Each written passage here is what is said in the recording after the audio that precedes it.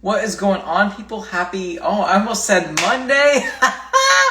I am out of it. Okay, so it is Wednesday. Happy Wednesday to you cool kids and you cool cats. So, Bob and I, Chef Bob, are starting a new series called Elevate and Overcome, and we're essentially going to be talking about like different ways that you can be holding yourself back in the mental compartment when it comes to your mindset around your health and your fitness. And so I'm really excited to start this new series with Chef Bob. He is one of my close friends that we've kind of like just bonded through the internet. So I'm excited to have him on, and we have a really good dynamic, good brother and sister type of friendly banter. So it'll be good. I'm excited to start the series, and I'm gonna shut the fuck up. It takes forever for Instagram to accept people coming into the waiting room. Love that. Accepted it like 6 times. Hey, what's up? It's funny you said that brother and sister thing because I kid you not, someone direct messaged me the other day and were like, "You two would make a good brother and sister." And I'm like, "Interesting." You know what? I love that because one of my clients, she was like, "You and Eric look alike," and I was like, "Fuck you! No, we don't." We smiled. We took a picture. I was like, "Oh shit!" I was like, "Oh shit! We do look alike." Oh, wow. I was like, That is "Oh, shots fired. fuck my life." How you doing today, sir? I literally just got home a little bit ago and just unpacked a bunch of shit and I was like, "Oh my God, it's 4:57." I literally just took off my work clothes, like my polo shirt and everything, and I'm just like, "It's You're time." like, It was "It's good. time." You literally messaged me. You're like, "Let's fuck it up," and I was like, "Okay, no pressure."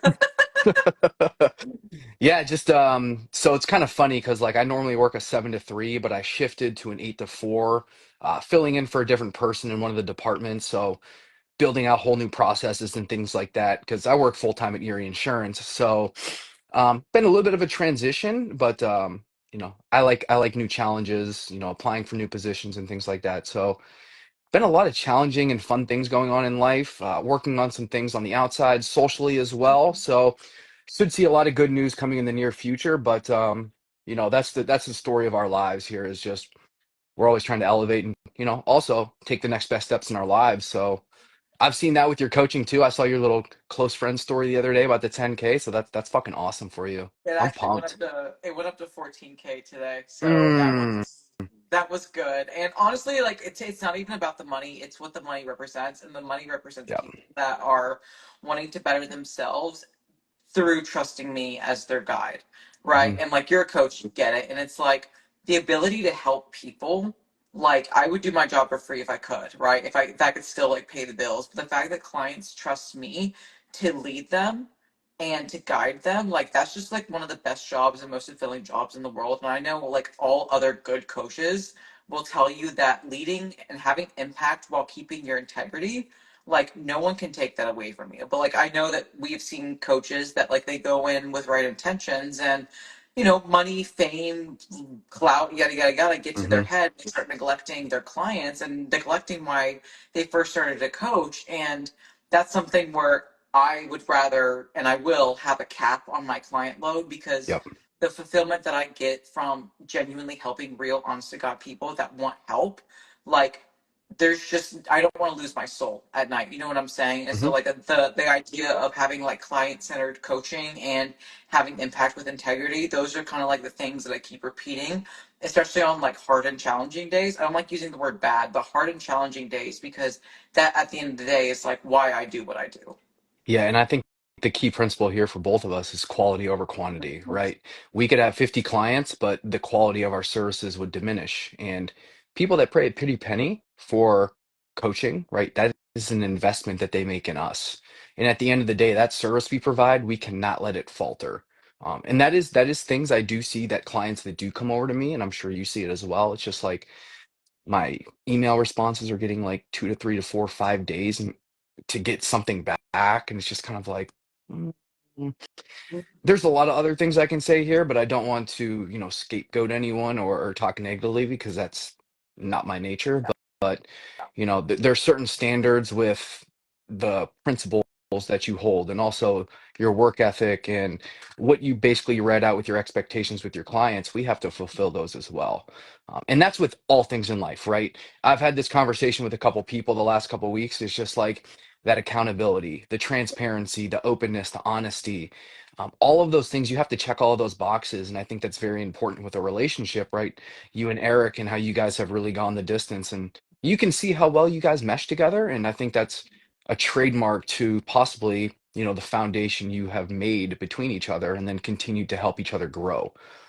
As you know, life is better meant lived together, but you can't just rely on someone else to have a strong relationship. You have to be mentally stable yourself in order to bring someone else into your life. And I think it's a very, very strong principle. But I think this will be a good series. I think starting it off today, just kind of getting a little bit know about each other.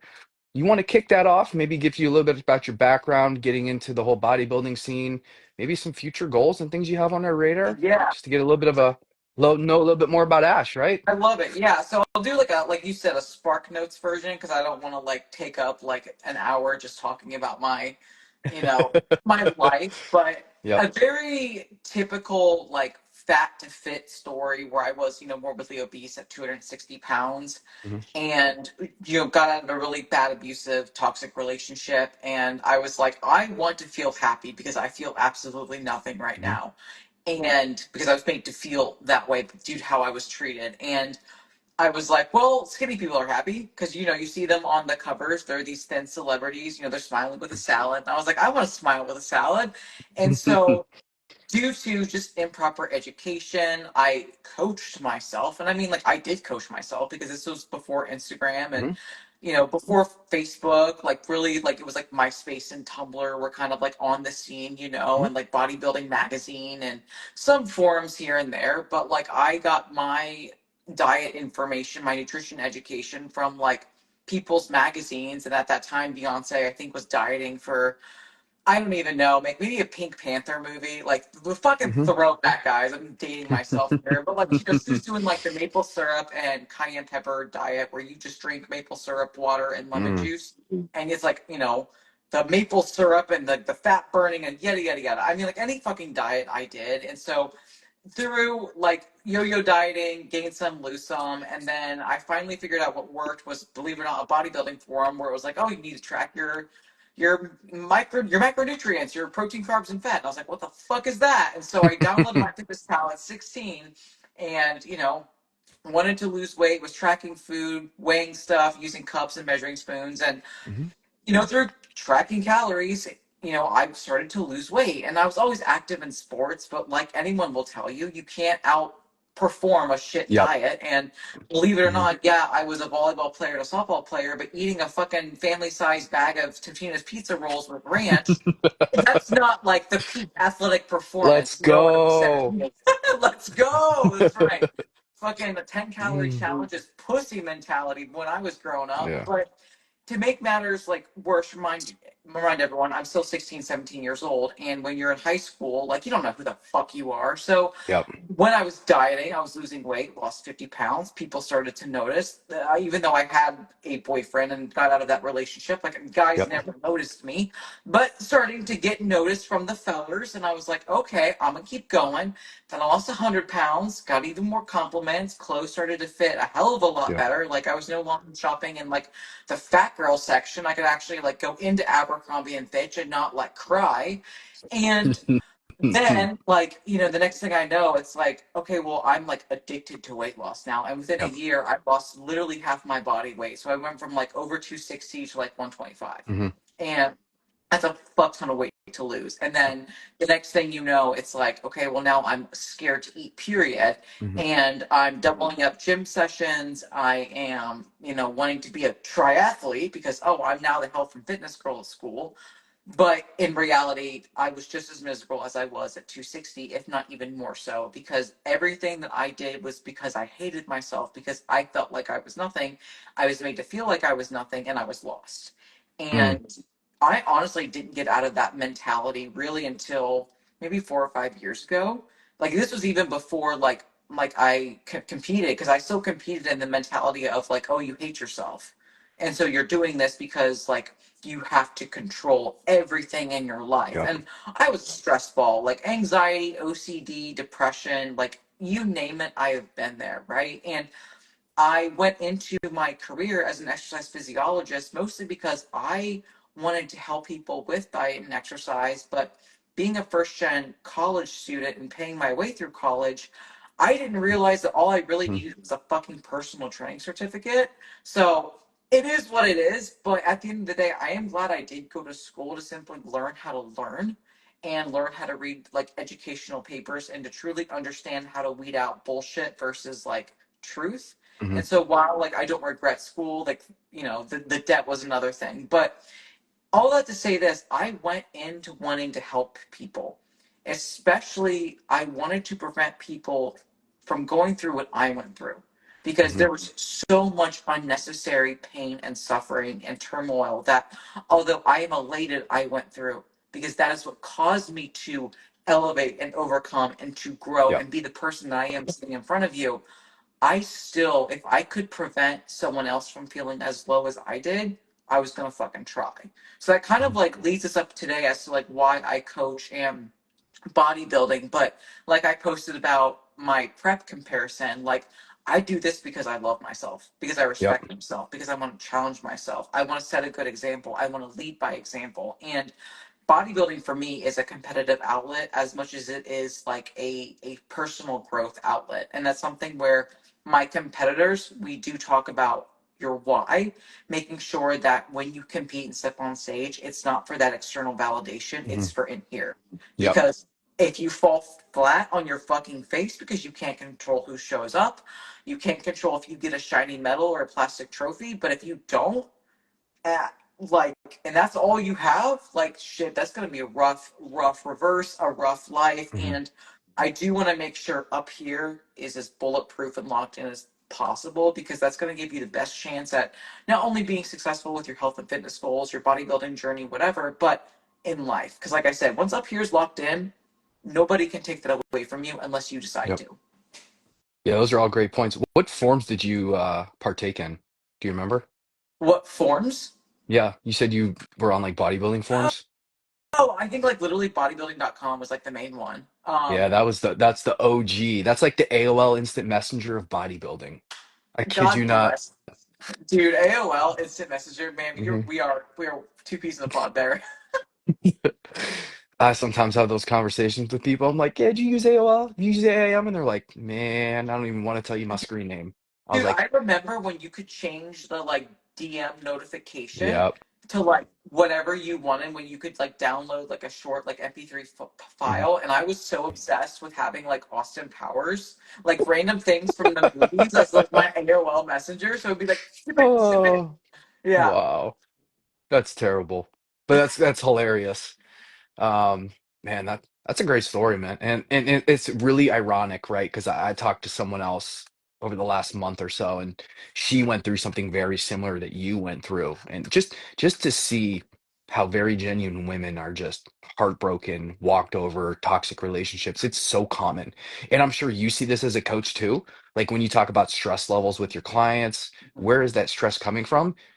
A lot of times they'll say the significant other and it's like week in, week out, month in, month out. I'm like, are you having those conversations? Yeah. Like, what are you doing to lower that stress? Because if you ever want to get from A to B and that stress is up here, your physical goal, like you said, it has to be locked in mentally, you will never get there. And it's very hard to get that message across, and it's something I don't push right away. But on your initial consult, when you see like, oh, my stress is a 7 out of 10, it's mostly the person in my house. I'm kind of like, I know where this is going. Yeah. But Exactly, exactly. It's either the significant other that is not supportive of their goals due mhm, to, I mean, it's hard because it's like you said in any type of relationship, especially a marriage, like communication is key, and then making sure that if you change and evolve, the spouse supports it. But we also have to yep, understand like the spouse is used to you acting and behaving in a certain way, and change is hard on both parties. And oh yeah, how you change is very important because if you demand support without giving support or giving patience, yep, that's going to cause a lot of friction. And so, like, that's something mhm, that the reason why I say that is because I fucked that up. When I wanted to be a bodybuilder, especially when I went into the enhancement route, and I know we're going deep here because we were yep, going to talk about our PED usage. hmm, When I wanted to use PEDs, I wasn't in the right mindset and right headspace to even do so. I hadn't earned PEDs because I was fucking up everything else. hmm, But because I had had it in my mind. I had convinced myself that there's no way that I was going to earn my pro card within a year unless I used drugs. And when Eric wasn't supportive because he was afraid, because he didn't know drugs, and even though I Mm, had no fucking clue about drugs either, he yep. was worried about my health. I didn't give two shits about my health because I wanted the validation of the trophy and the pro card. Hmm. When he wasn't supportive, I literally threw my posing shoes, my trophies, my suit all in the trash can. Mm, And I said, if you mm. don't support me, I'm not fucking doing this because there's no point. I literally backed this poor man into a wall because he Wow. had no choice. It was either support my wife and potentially see her health decline, which when I did, it did, Hmm. or I pull my support and we divide a wedge in between our marriage. Yep.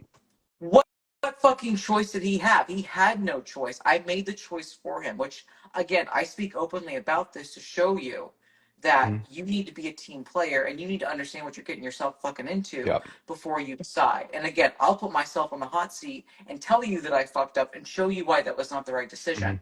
Hmm. Now, looking back on it, it's like that's why I will tell you, listen, you need to be adult about this and do things right. Because if you want to use PEDs, especially if you work under me, we're going to make sure that you use them effectively after getting your foundation. But that's kind of another topic. But Hmm. it does go to show you that you need self awareness and you need to understand that your actions have consequences, and consequences can either be positive or negative.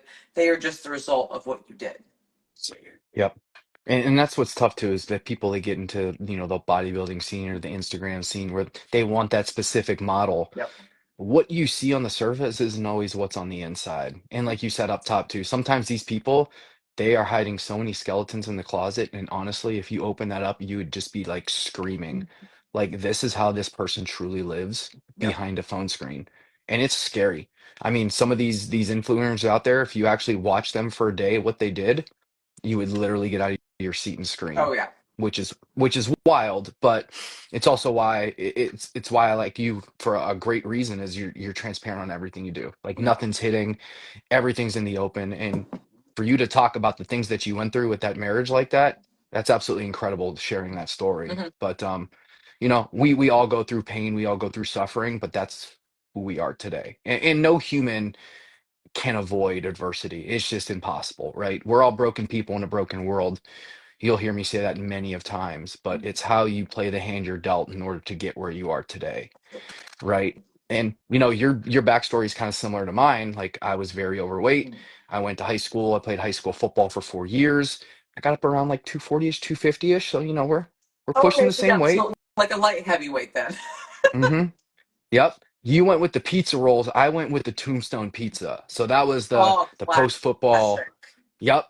Tombstone pizza, toss it in the oven, pizza rolls, ranch, you name it. We're Hell on the same yeah. ball game. We're on the same ball game. See, we are And similar. then We have our pizza and ranch. See? life is magical, right? It always is. But my senior year, it was the game before the playoffs playing our rival. And it was down in Slippery Rock, and I remember it was like a grass field. It was pouring, and I went to go take a step to block somebody, and my foot got stuck in the mud, and the defensive lineman just like cut me in my knee, and I literally fell over, and my knee was facing up as I was laying down, and like my MCL, you could just feel like that tendon in your MCL just stretch. I didn't think anything of it because it was shock, and then I remember standing up and like I couldn't even move, and the trainer just comes out. He's just like, "Yeah, bro, don't It's even like don't even try to move." it. So that recovery was when I kind of started to modify what I ate because being a lineman, if you can't move, I didn't get surgery, so it took a 9-month rehab. Not being able to move, not being able to be physically active, not being able to lift weights, anything like that. It was very, very hard. But that's when I lost a good, I would say, close to a little bit over 100 pounds over the next couple years going into college. And crazy enough, it's not that poster right there, but actually have a picture over here of Seth Feroce. I went to college with him at IUP, and he was a big inspiration into bodybuilding. Seeing him get his pro card with Handy Ramrod and winning the Pittsburgh Open, I went there to watch him compete. Incredible, incredible experience. And then that's kind of where my bodybuilding journey started. Bodybuilding.com forums. That's Lee Norton right there. He was on the forums, so it was always good to talk with him. Like Derek Charboils, Rob Moran. Ended up working with them at Civation for a while. Flew out to Vegas, did the Olympia with them. So it was kind of cool to just start talking to them on the forums and then actually meet them in real life and then work with them as in a company, which I thought was incredible. But that's where the journey started. 2010, I did my first show. 2012, I did nationals. 2017, I did the West Virginia. But that transition from just getting real small, like I remember my parents were like, dude, you look so small and emancipated. Like, if you don't get your shit together, we're literally gonna pull you out of school. Like that was the first wake up call. And then the second wake up call was during that time from high school to college when I got that low. I was in a 5-year relationship with someone. And, we had all the talks about marriage and all this stuff. And like my health was declining, my cognitive enhancement was declining. And she was just like, you're definitely just not yourself anymore. And I remember just one day she came over, she's like, I'm just sick of this. I can't do it anymore. And just like that, all done. Um, and then it was crazy because like 2 weeks later, she's like, "Hey, can you help me with my homework?" And I was like, "Nope." And then like a couple weeks after that, she's like, "Oh, I overdrew my bank account. Can you borrow me? Can you lend me some money?" And I'm like, "Hmm, no."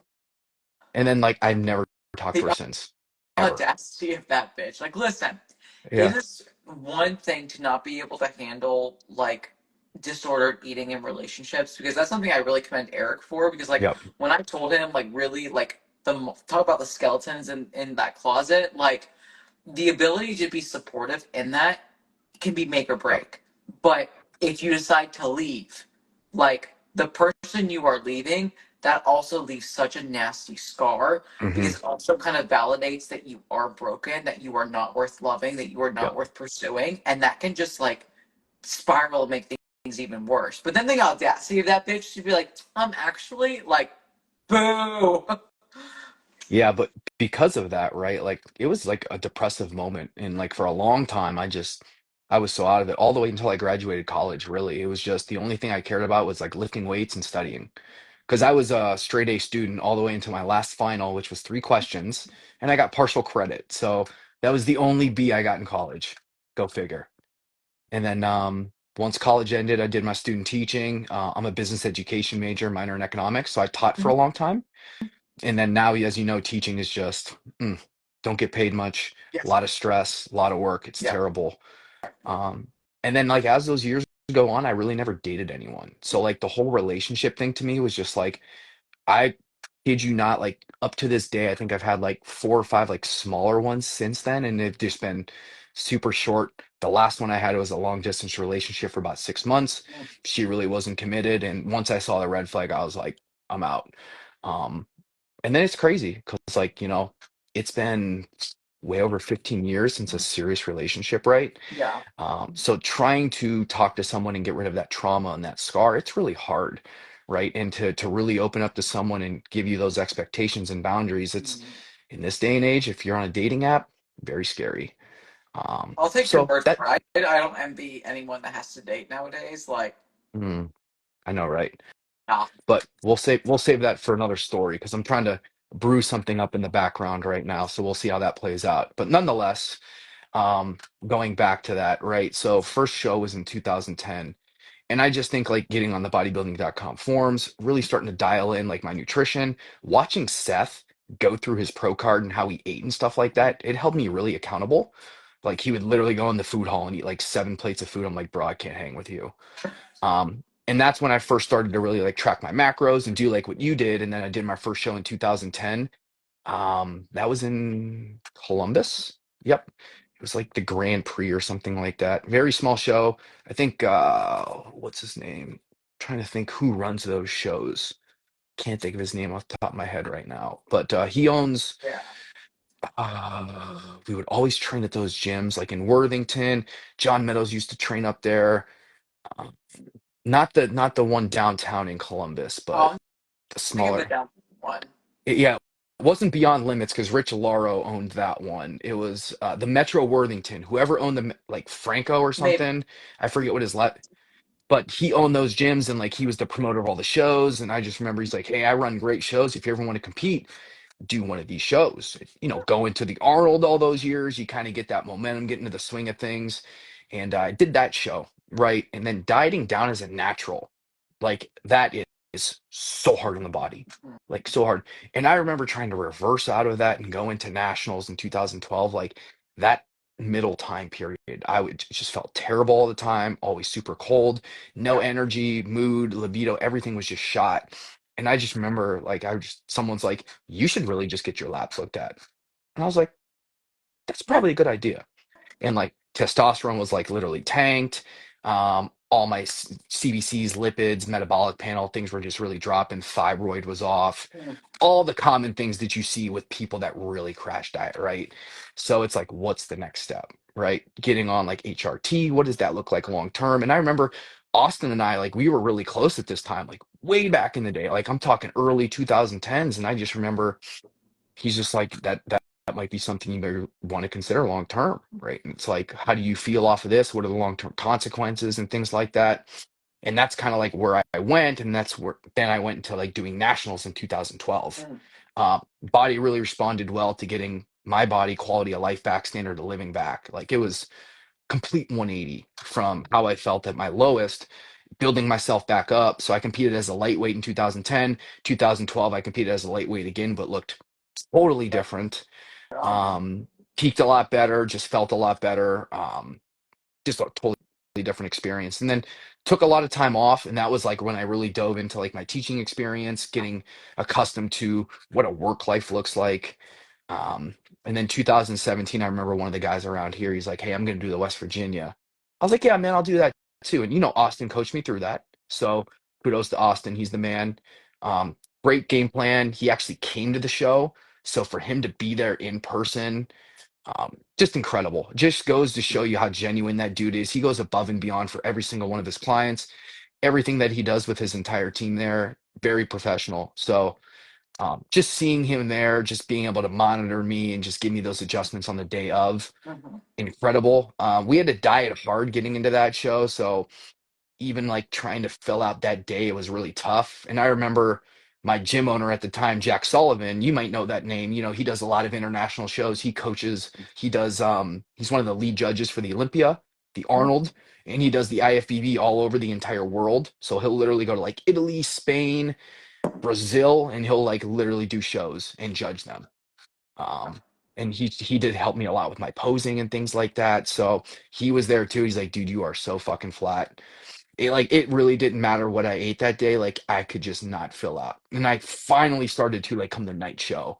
But as you know, it's too late by then. Yeah. But nonetheless, since then, right, it's just really been a big focus on building the clientele. And yes, lifting is still a big part of the equation, but with teaching background, that's something I've always had a huge passion for, is making an impact in someone's lives. How can you treat someone right? How can you establish that good client and coach communication?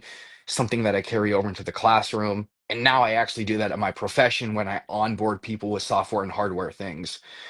So it's really kind of funny how that goes full Yeah. circle with bringing in the teacher mentality, the coaching mentality, and just finding ways, like I told you, to make an impact in someone's lives. How can I help serve them to become the best version of themselves?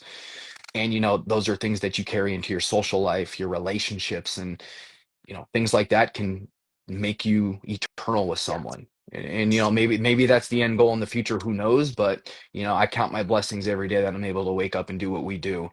But that's really the long, long end backstory of everything that I've been through. And again, it's a really shitty, long slew of ups and downs, and, 15 years of not really being in a true relationship. Like, I'm literally to the point where, like, I was just like, I truly want to throw in the towel, until talk to a couple people and things like that. And you just never know. Someone may just show up out of the gate one of these days, and it's just take it and run with it. So, but like I said, that's a current project I'm working on for another rainy day that we'll talk about. But that's pretty much the story. It's just a big sob story, but it's a lifelong learning lesson, which I always tell people like you, I just do not want people to go through that pain. I don't want people to go through the heartache. And like you said, with the toxic relationships, what the women I work with that tell me they go through these, whether it's like 10, 5, 15 years, and they have to cut that cord, it is so hard. And I feel so bad for them, but they know.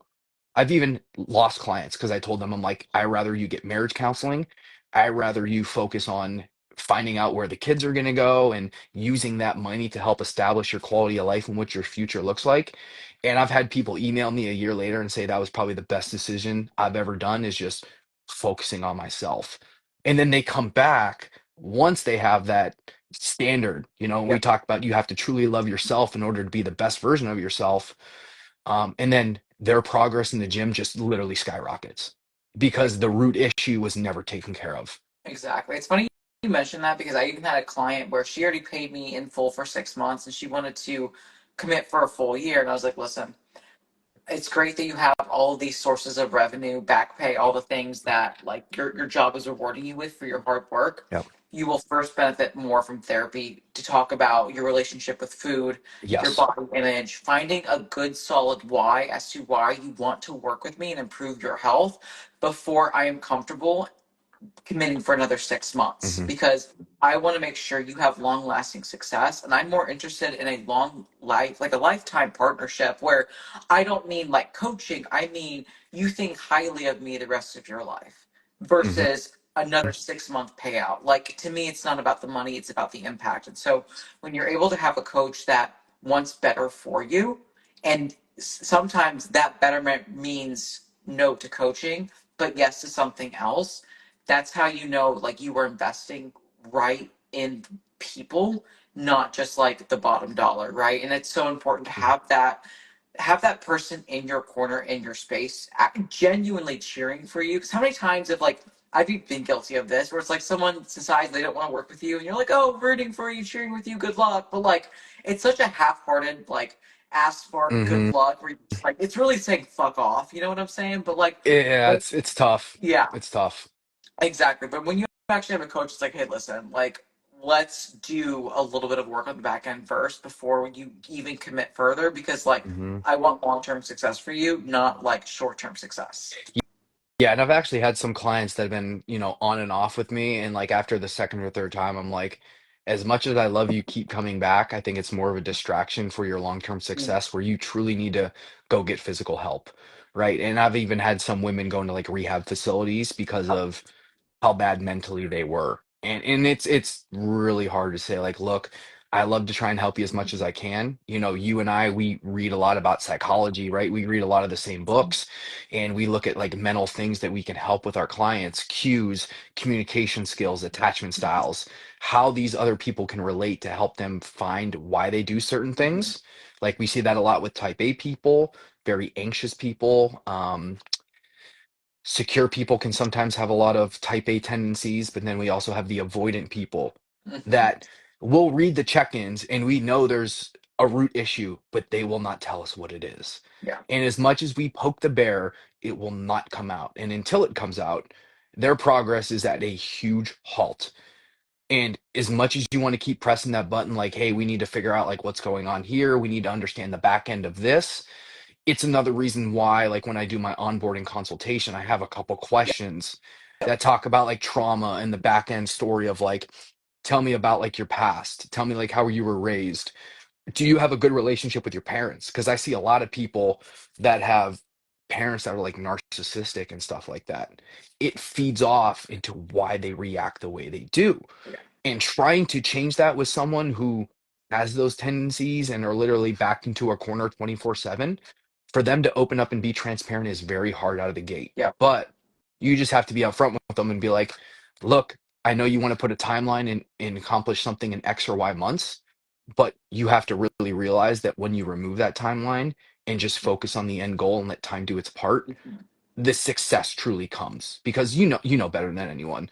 I want to look good in 4 months for the summer, or winter bulking, summer shredding. Like I want this done in X time frame. That's right. When those fundamental standards aren't met, their tendencies and habits are very broken, and it's like, sure, you can have that goal, but until this is checked, you will not get from A to B. Exactly. um and I love being upfront with people like that, because I've actually had people come back that have stopped coaching with me and said, what you told me was the right advice. I just didn't have the heart at that time to accept Exactly. it. And it's crazy because they'll come back and they'll be like, yes, I would want to, start coaching again. And even though the prices have went up, I'm like, hey, look, you were a previous client, I'll hold you back to that price as long as you are here for the commitment. And honestly, I've had some people 6 to 12 month commitments right out of the gate. And I even had a girl that was in the army, so she was on and off with me, and she's like, "Hey, I would love to just pay for a year up front." And I'm like, "I might not even talk to you for 6 months." Like for me to take that would feel criminal. And I'm sure some people would take it and be like, "Yeah, just message me whenever." That's right. I Message me still, when you're ready to get started. yep. And it's been 8 months and I haven't heard from her because she's deployed Right. overseas. Like she's over in Pakistan. Um, but she's like, "Yeah, when I get home, I'll message you and stuff like that." So it's crazy, man. I mean, some of those relationships you can build with your clients and the trust you build with them, because as you know, trust isn't just given out. That is definitely earned, and that holds for all aspects in our lives. It's remarkable, and some of the stories I'm sure you hold with your clients that you look back on, you're just like the impact, Yes. like you said, you have on their long-term health, their goals. Like I look at women that I work with now. I've had a girl, she's been trying to get pregnant for 4 years, and just recently she's just like, hey, we did the ultrasound, we're starting to hear a heartbeat. Like that is a win that exemplifies everything. And it's crazy because you'll see stories like that. You'll see, I had a girl, she came from a terrible breakup like you. She just wanted to throw everything in the dumps, and then all of a sudden she just randomly met this guy. Her physical progress from then on out just literally skyrocketed because her mental health was so low, Right. she couldn't carry through with her physical aspect. And it's just, the more we look at like our backstories and how so many other people go through this, it's a reminder to tell you people you are not alone. Hmm. And if you need help, therapy is definitely the number one stop. But even if like a lot of my clients, I tell them, hey, if you have some indecision, like therapy and a coach is great, but if you can only afford one, I always tell them take care of your mental Yeah. health. So a lot of the people I do work with work hand in hand with therapists. So basically it's like the icing on the cake to get the nutritional, the Yes. training, and then some other, tangents for me. But I can't say it enough how mental health is so impactful. It's why you see me all the time talk about stress management Yep. and the impact it can have on all of our biofeedback markers. And if you neglect one of those things and your stress isn't in check, your anxiety's high, guess what? Your physical goals, you might as well just throw them out the window because it's going to be next to impossible. 100%. I couldn't agree more. Intention behind your actions is everything Mhm. because, like I was talking to Kenny on Monday, it's like, you could look at someone taking a walk and, Mhm. one person could be doing it literally for their physical, mental health, wanting to get outside, listen to an audiobook. Maybe it's their meditation, maybe it's a prayer walk, whatever, and they're genuinely enjoying it versus someone who's deeply disordered going on a walk because they have to get 10,000 steps before 8 a.m.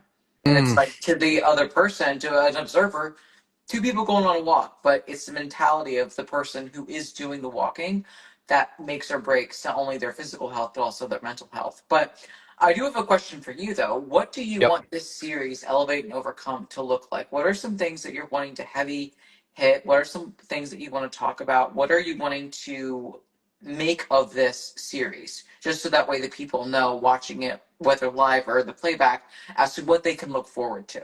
Yeah, and I think that's something that we can iron out too, Mhm. because as you know, any kind of relationship has to be a two-way Yep. street. And all the content that we make, I want to be impactful to someone's long-term success, whether it's stress management, anxiety, doubt, fear. We can talk about mental health. We can deep dive into that because I'm sure we got a lot of stories that we could bring up from our personal experience and how it We relates will. to. 100%. Yep. Yep, and it relates to our physical goals. But outside of that, really, I'm open to anything. I'm an open book.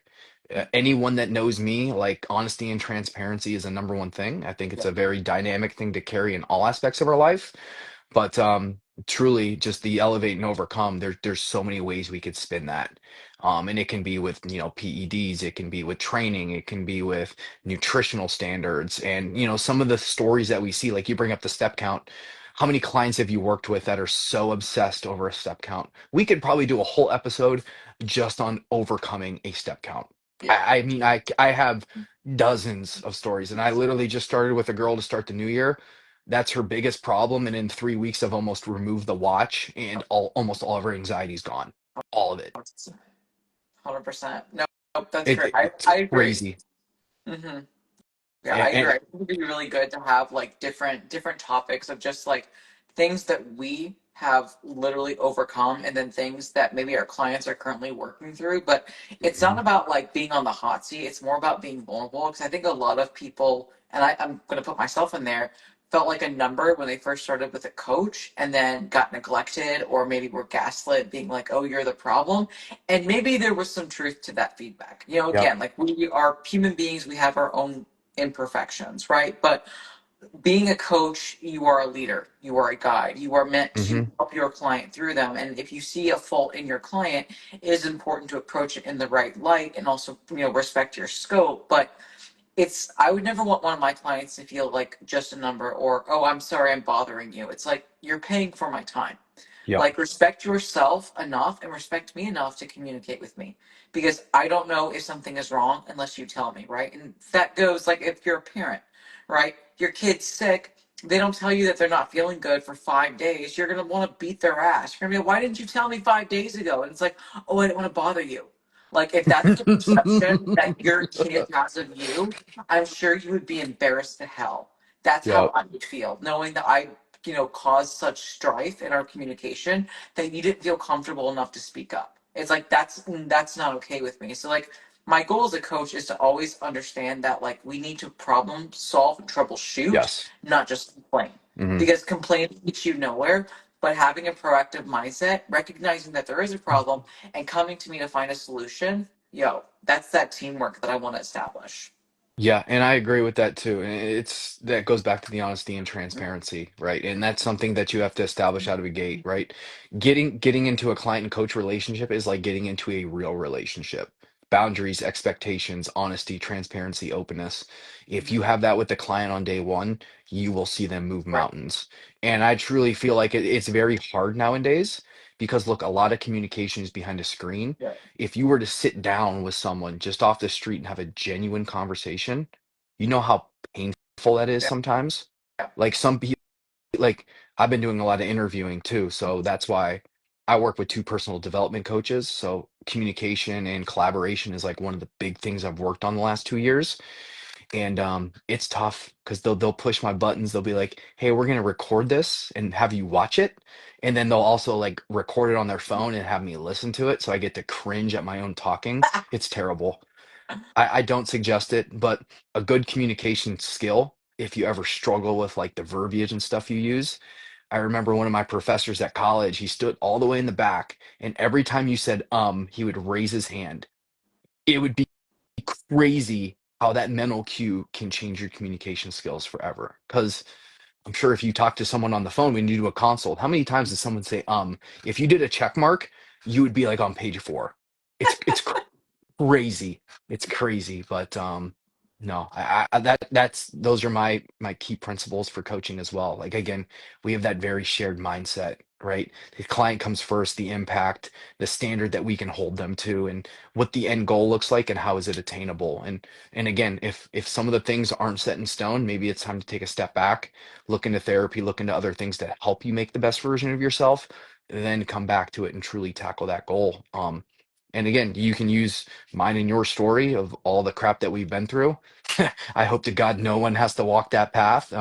Unfortunately, a lot of people do, but this is just a vulnerability that will show that we're human too.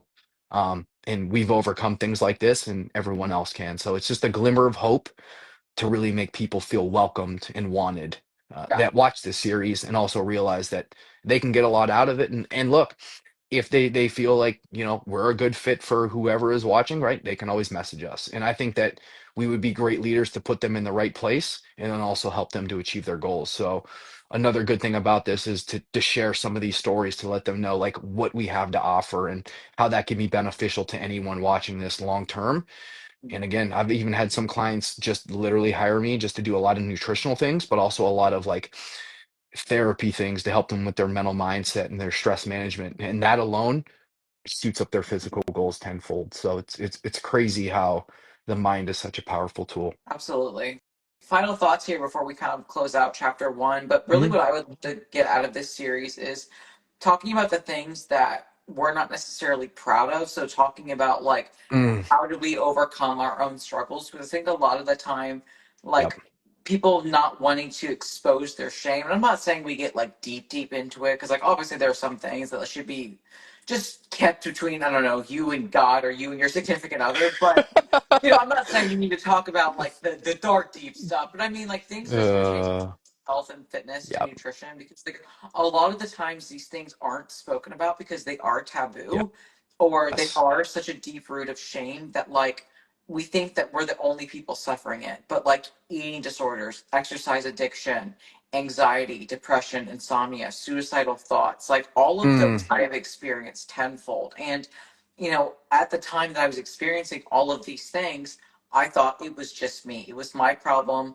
I'm the mm-mm, only person that experiences them. Like everyone else has a happy life. Like going on Instagram comparing, my emotions of the day to like someone else's like smiley happy picture with their happy salad, and it's like in reality you're gonna have so many thoughts, feelings, and emotions in a given day, yep, but learning to weed out what's true and what thoughts can simply be thoughts, but then also like talking about like where I have fallen short and where I have failed and how I overcame and elevated myself because of it. That's yep. really what I would love this series to be, so that way people understand that like perfection is not a goal that's attainable, and what a gift that is knowing that, because that way you won't chase something that you'll never reach. But it's okay to have these failings and shortcomings as long as you understand that there are things to be improved upon, but it's not necessarily an inherent character flaw where it's like you fucking suck. You know what I'm Mm, saying? Because like how many people have we seen on coaching like forums or Instagram where it's like you're the fucking problem, you fucking suck. And I've even taken that like approach too, for people to be like, oh, I need to tune in, because it is definitely like a scare tactic. It is something that will get engagement, but a lot of the time it's like, what's the saying where you catch more flies with honey? Not that I want flies, but it's like taking a different approach to like encourage invitation, not like to close up and make people clam up because they're scared. yeah. And I agree with that, right? We can always give the keys to the castle to people, but we can't turn them. And as much as we would love to, that's the work that they have to put on their end. And it's unfortunate sometimes, but we as coaches can only push people so far. We have to stay in our lanes. We have to have our boundaries too. But at the end of the day, right, that investment can only go so far as long as, they're in the driver's seat and they're pushing the wheelbarrow. We can't do it for them. Exactly. Um, but yeah, I mean, I love all those comments, and I think opening up to some of those vulnerabilities will really relate with some people.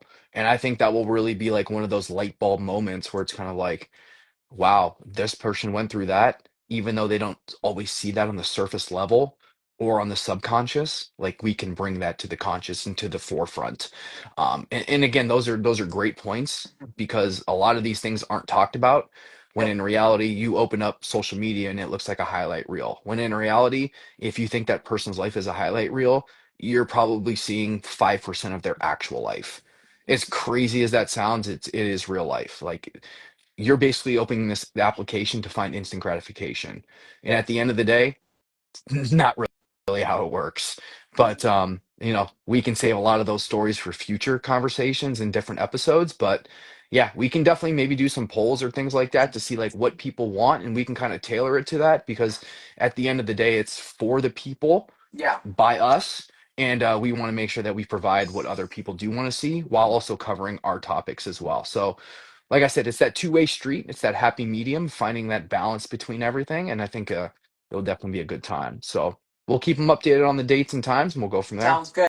And then, just as a one final treat, Eric, God bless my husband. He is so amazing at supporting me and my business. He was working so hard as to upload all of my lives on YouTube. So once that Mm, is certified, I will make sure that you guys have access to not only the lives that Bob and I are doing on Wednesdays, but then also my previous Monday lives that I do essentially every Monday. So as soon as that's yep. certified, I will make sure that that is announced and you guys have a link for that. But really, from the bottom of my heart, thank you, because Mhm. sometimes I do need a kick in the ass to be like, okay, people actually want to absorb my content, because I don't think I'm that cool, honestly. Like I think I'm kind of fucking annoying and Me have neither. lives and podcasts and Instagram posts and reels and blah and blah and blah. I'm like, guys, how much Ash Markham do you really need? And apparently y'all need more. So from the bottom of my heart though, thank you. Because I Yep. think I'm fucking annoying.